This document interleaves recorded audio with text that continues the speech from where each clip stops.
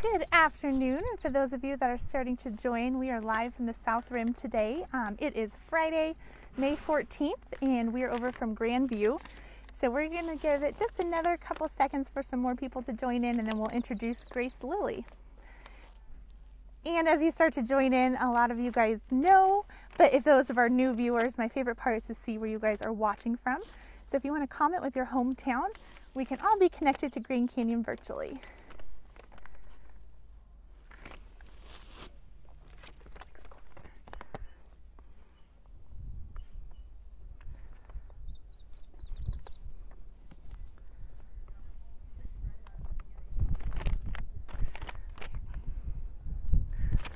All right, so I'm Melissa Ojeda. I'm on the other end of the camera today. I want to say welcome, Rebecca. Thank you so much for joining us. And the wind is just starting to pick up. So we're over from Grandview, which is just halfway between the village and Desert View Watchtower. Thought we'd give you guys a different view this Friday afternoon. It is sunny. There's like 2 clouds in the sky that I could see. It's approximately 79, 80 degrees. It's a little bit warm. But we're really excited to be here and have you guys virtually with us today. So before we kick off our presentation and introduce Grace, I do want to lead in with a land acknowledgement. Really just taking that chance, and as Grand Canyon Conservancy, we really understand our responsibility of stewarding the Grand Canyon and these places that we have here. We want to honor and respect in the cultural history and the 11 tribes. So those 11 tribes are the Havasupai tribe, the Hopi tribe, the Hualapai tribe, the Kaibab Band of Paiute Indians, the Las Vegas Band of Paiute Indians, the Moapa Band of Paiute Indians, the Navajo Nation, the Paiute Indian tribe of Utah, the Pueblo of Zuni, the San Juan Southern Paiute tribe, and the Yavapai Apache Nation. So with that, I'm really excited today to introduce Grace Lilly, our Cultural Demonstration Program Coordinator. And I'm going to spin you guys around. And for those of you guys that are also putting in your hometowns, I just want to give a shout out to Jane from Maine, and Randy from Pennsylvania, and Elizabeth from Texas, Dawn from Florida, Patty from Grace's hometown of Vancouver, and Trish Murray. It's always great to see you, and Bob from Little Rock. Welcome everyone. We are so excited, and welcome Grace. Thank you for virtually bringing everyone to our audience today. Yeah, thank you so much for joining everyone today. I just wanted to welcome you to Grand Canyon National Park. We're looking east out towards the Desert View Watchtower, where we typically have our cultural demonstration program in a normal non-pandemic year.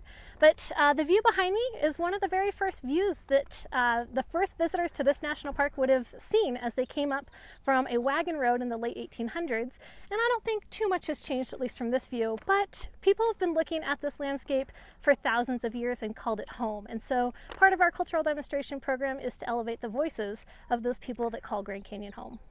Great. So do you mind just going back and just sharing a little bit more and elaborating on what your role here is at Grand Canyon National Park, and how long have you been in it? Sure. I've been working here at Grand Canyon since 2017, so about the last 4 years. And I've been a park ranger out at Desert View, but I've been working with the cultural demonstration program at that time, first as an assistant, and I've been taking on the role of keeping the program going as we lose people to go to different parks. But keeping the cultural demonstration program afloat has been one of my passions and what I've been doing for the last year and a half. Fantastic. And so for people that maybe are not familiar, do you mind just expanding on what the cultural demonstration series is? Yeah, so our cultural demonstration program during non-pandemic years is when we bring people in from our 11 traditionally associated tribes to demonstrate a native craft or practice in their culture, so that our visitors can get a better understanding of their connection to the landscape, because Grand Canyon is home and has been a home since time immemorial for many of these tribal members. So as we get our artisans to come up to the park, we host them for 2 to 3 days at a time, and we actually host about 130 artists each year, and we have about 175 that have been a part of this program since we started in 2014. So as they come up during the day in a normal year when we don't have pandemics, you would have the opportunity to interact with these artisans as they demonstrate their craft, and you would be able to ask all sorts of questions, see how the process goes, and it's also a win-win situation as our artisans are able to sell the crafts that they create, and so you can actually buy a handcrafted item from a local native artisan during non-pandemic years. We hope to bring the program back in the future, but with the pandemic we don't have a set date when we'll be bringing those back, but we look forward to it in the future. Great. So I just want to, it looks like we have some new viewers in, so just want to give a shout out to Linda and Petty and Randy. It is a grand view today, that is for sure. Michelle and Linda, thank you guys all for joining us this beautiful Friday.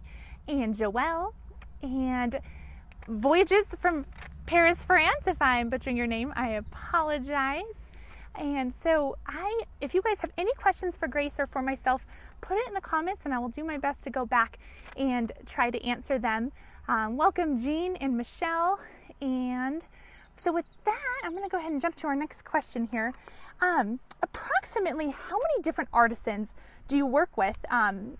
Or can you explain a little bit about what the history behind the art series is and then how many artisans were a part of that series? Yeah, so as our pandemic hit, we had to shift into a virtual mode to be able to share these Native voices in a safer way for both the visitor and the demonstrator and the park. So we ended up creating this virtual series called History Behind the Arts, which is a 2-part video series. One that kind of gives you a more background on each of the art crafts, and then we'd look an in-depth look with an interview of an artisan that still practices those crafts. And so I was able to interview, I believe, about 9 or 10 different artists. Some of them were in the same interview together because they were family. And then we also were able to make that a video for everyone to view. But we typically have over 175 different artisans in this program and hope to expand this virtual series in the future.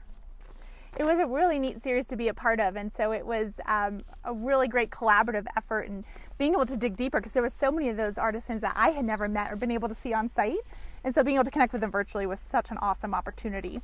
And so what was your inspiration really for developing this series? Yeah, so I was inspired by our in-person demonstrations that we normally have going on at the Watchtower. I'm normally kind of the behind the scenes, getting things running, making sure that the artisans have what they need. And I just get to like be a fly on the wall and see those amazing interactions that they have with visitors, and the opportunity that you guys have to really get a better in-depth understanding of this cultural history and significance that Grand Canyon holds to our artisans. And so having that in the back of my mind, I said, we can't stop now, we need to keep going. And I even checked in with our artisans and, you know, a lot of them were struggling. The pandemic hit them hard. They really rely on tourists to come through and buy their crafts either in their hometown and galleries, or they go to other places as well. And with everything shut down, they were really suffering economically. And so I wanted to make a way that they would be able to connect with the outside world and hopefully be able to make connections and still sell their items. So, you know, you mentioned that you had interviewed about 8 to 10 different artisans in this. So how many of those different types of crafts were you able to capture throughout the series? So I was looking at kind of the traditional crafts. We have so many different ones that have expanded and just made some amazing impacts over the years. But some of the traditional Native crafts that I want to highlight were basket weaving, pottery making, jewelry making, textile weaving. We did painting, and then we also did fetish carving and kachina carving as well. Do you have a favorite craft that you resonate with? I would have to say they were all so interesting, but one of the more fascinating things that I learned from one of the interviews with Dorothy and Emerson Ami was just how fragile pottery is to create. And if you do one misstep and do one thing wrong, you get it into the firing process and it pops, and you have to start all over again. And so it can just be very technical and precise art craft form. I also was just so amazed by Florence Riggs. She was one of our Dene textile weavers, and she's been weaving most of her life. That was her career. But as she moved a little bit further on, people showed interest in wanting rug dresses, and it wasn't something that she had any experience in, and so she taught herself and revived this old ancient craft of the rug dress that was a traditional wear for Dene, and was able to share that with her culture. So it was pretty amazing to be able to connect and learn all these amazing little tidbits of how far these artisans have come and how far they're still carrying the old traditions with them.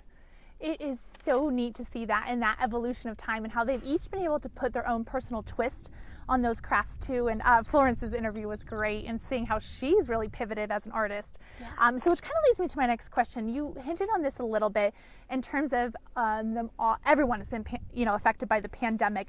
But how do you think that this series really impact the artisans in a positive way? Yeah, I think for one, the artisans were able to reach a broad audience. Not that Grand Canyon doesn't bring people from all over the world, but we had in these series people commenting from South America, from Africa, from Europe, from Australia, from Canada. We pretty much hit almost the major land groups in this virtual format. And so being able to share that culture around the world, I think was amazing for them. And then another important thing to them, I believe, I had a few artisans that said, can you give me a copy of this video? Because it's going to help me get into an art fair as kind of my virtual profile. And so that was really amazing. And then also hearing from some of the artisans that this inspired some of their family members to pick up and learn the traditions and keep them going through the next generation as well. Great. And so we did get a question in from Trish, and this might, kind of segue into our next one, but how do you see maybe this history behind the art series expanding if we were to continue on with it? Yeah, I think it would be an amazing way to get our artisans that already come out to the park to share these different art forms. A lot of people haven't really gotten to experience that, and even if you come to Grand Canyon for the weekend, we might have 2 different artisans, but this way you can learn about all of them at your own pace and whenever you've got time. So I really hope that we can expand this art horizon for everybody to continue learning and sharing culture. So you have a lot of involvement with the cultural demonstration series when it is on site, and then through this history behind the art series. You hit a little bit on the pottery and how that was really intriguing. About the whole series and developing it, what did you find, most interesting and compelling? I think for me, it was my chance to really connect with the artisans. I talk with them on the phone getting stuff together, but they're normally here talking with visitors, and I want to create that space for visitors. So I got to feel like I was one-on-one, getting that special connection, and really getting to know these artisans in depth. So that was my favorite special part of doing this. It also was a big growth experience for me. I'm not a big tech person, and I've learned to do a lot of technology in a short amount of time, and I hope it's come through to work for you guys. I have to admit, collaborating with Grace on this on the other end, I was amazed by you and what you did after the first video and just kind of took it and ran with it. And so it was such an amazing project, and we'll go through and link into the comments. All of these videos are posted on the Grand Canyon National Park and Grand Canyon Conservancy's Facebook page. If you go back into our videos, you can look at any of these history behind the arts videos, but we'll put in the comments to a link to the series also on the MPS website. So I know that, there was a lot of stakeholders within this, and you had a lot of contributors on this project. Do you mind sharing a little bit more about who all you worked for? Because there was so many different facets. Yeah, so this was a big collaborative program with the Grand Canyon Conservancy, so thanks so much, Alyssa, for setting that all up. But I really collaborated a lot with Mike Linden. He's our tribal program manager, and he made through looking through the content that we created for these videos to make sure that they were respectable and representing the tribes correctly. And then I also got the chance to work with Kelly Jones. She had been a previous intern here at Grand Canyon National Park and has now kicked off a new summer season as a seasonal park ranger. So we'll be working with her this summer. But she got to be the voice for the history behind the arts, history of those crafts. So she was able to be our narrator. And then you might have enjoyed some of the music that you heard in the background of these videos. And that was a local musician, also a cultural demonstrator, and someone very well connected to the Desert View Watchtower, Ed Caboti. You might have heard that name Caboti because his grandfather, Fred Caboti, painted the first level of the Hopi room in the Desert View Watchtower. And he actually was able to come in and become inspired by the Watchtower to create the music that you heard from there. And finally, I couldn't have done this without Alyssa Ojeda with all of her technical support and just overall support getting this all together. So we had a lot of workers together, but we made it happen, and I hope you guys have enjoyed.